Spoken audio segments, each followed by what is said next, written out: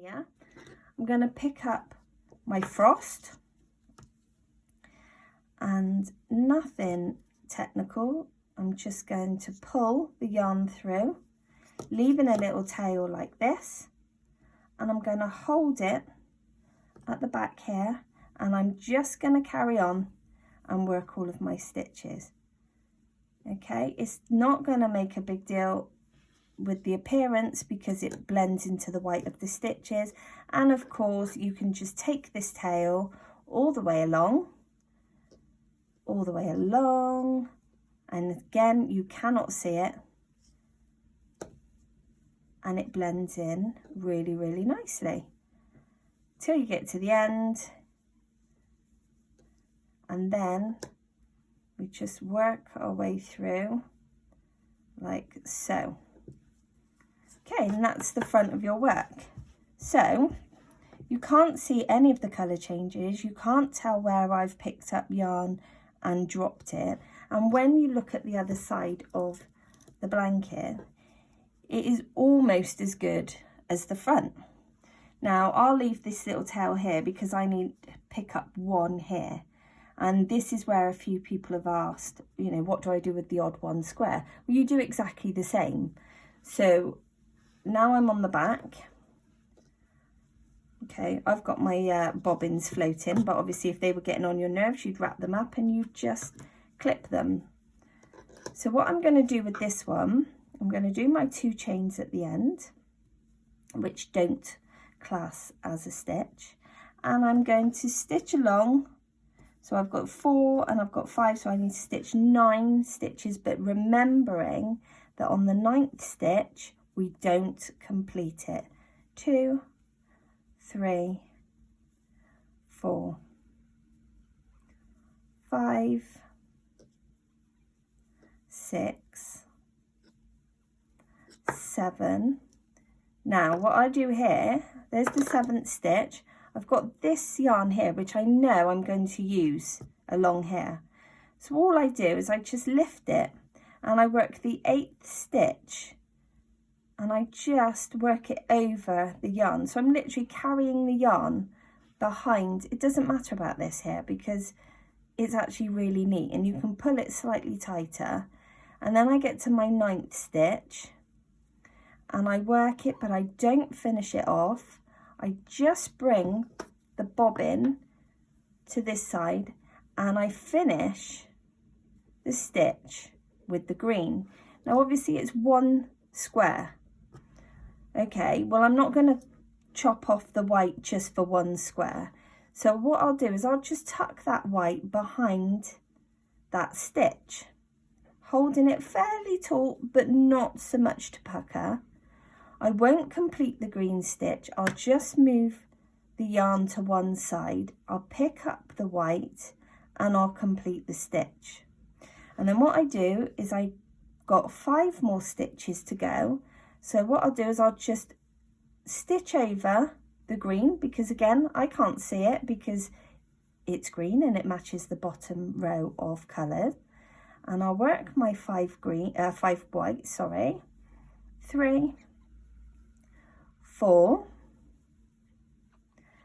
and oh come on, 5, and I'll move this to one side. I won't complete the 5th stitch with the white, but I will complete it with the green. And then all I need to do is get to the very end and stitch all of the green for the rest of the chart. Now when I get to the end, I'll show you just how neat it can get. Now obviously I don't want to carry green through sort of this big, well, it's not a huge section, but you will have bits of green coming through if you pass it over. So this is when you make a personal decision as to, one, whether you want to carry the yarn behind because you don't want too many bobbins, or 2, you want to have a few bobbins going at the same time so that the white is white and the green is green. So let me just get to that point where I can get right to the end, so that at least we have a finished couple of rows.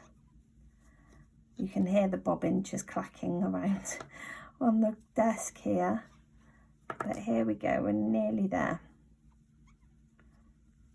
And this technique works for all of them. I have the jungle cow, which are the 2 parrots on the Deramores website. That is a lot of colour changes. So if you have attempted this one and you like it, then, I mean, the jungle cow is the same technique. It requires a lot of patience, but the result is amazing. So what I'm going to do is I'm just going to leave it there. Okay, take that fluff off. So this is the front of the work. As you can see, I've put this bit of white in here. You can't see the white under the stitch here, and the back of the work is just as neat. Oh, getting all in a tangle. Just as neat. Okay, and it's okay to have this floating here because I'm only going to pick it up on this section here. So if we get to there, I'll show you what I mean. And it would be using exactly the same technique as I did before. So I'm coming back on row 47. So that's my second chain, and I'm just going to come back all the way along. See, look, I'm going to run out of yarn, but that's okay. I'm going to show you how to do it. I'm going to come all the way back, so I need to work 10, 15, 21 stitches. 2, 3, 4, 5, 6, 7, 8. I do apologise for the counting. 9, but we all know what it's like. 10, 11. There you go, look, I'm about to run out of yarn. 11. Oh, I'm going to keep that there. 12. I wonder if I can get, yeah, one more stitch out of it. Maybe 2. 13. And 14. Now what I'll do is simply do what I do when I change colours. Okay, so I don't finish off the stitch. I pick up the same colour. 14. There we go, we just finish that off. And what I like to do is I grab both tails, I hold it behind the work, and I just work them behind the stitch. So you're stitching, can you see them there? Just hold them there, and you're just going to stitch over the top, like so. I've lost count. I don't know how many stitches I've done, but I'm doing this. I'm popping those rogue tails behind, so that later on I'm just going to cut them off, and you're never going to see them. And you don't have to tie them off. You don't have to weave them in. You've already weaved them in by working them under the stitches. 1, 2, 3, 4, 5, 6, 7, 8, 9, 10, 11, 12, 13, 14, 15, 16, 17, 18, nearly there, 19. Oh, little tails coming up. 19, I'll just pop that behind there. I can cut that off later. 20, 21. Again, I'm not going to finish the stitch. I'm going to move my yarn over to there. And oh, look, there's this tail, which may have been scruffy in the first place, but now I'm just going to bring it through here. I'm going to give myself a little bit of length so that I'm not puckering the work. And I'm just going to finish the stitches. So I'm just going to, how many do I need? 1, 2, 3, 4, 5, 6, 7, and there's 2 green here. So 1, 2, 3, 4, 5, 6, 7, Okay, the back's okay, back's absolutely fine. I'm not going to finish my 7th row. I'm just, for the benefit of this, I'm going to cut that off because I'm not going to work on that bit anymore.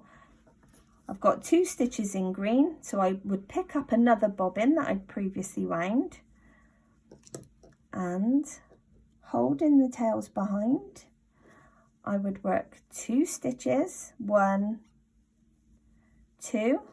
Don't finish the 2nd stitch here. Move that to one side. Pick up your white again because you've been trailing it behind your stitches. And then all you do is carry on. And you get to the end of the row. And this is what makes it nice and neat. Let's just get to the end of row 47. I think that was it, wasn't it? Yep, 47.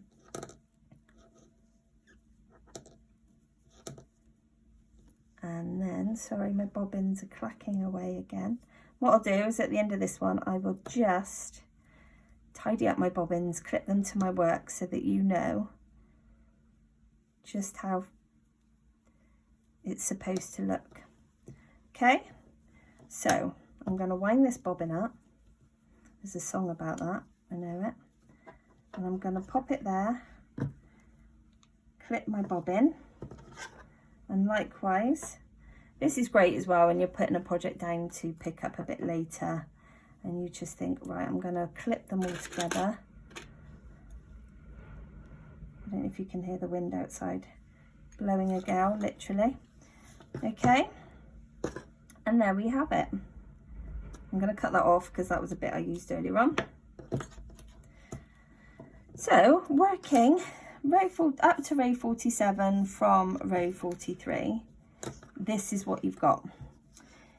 This is the front of the work, and if I do say so myself, the back of the work looks really neat too.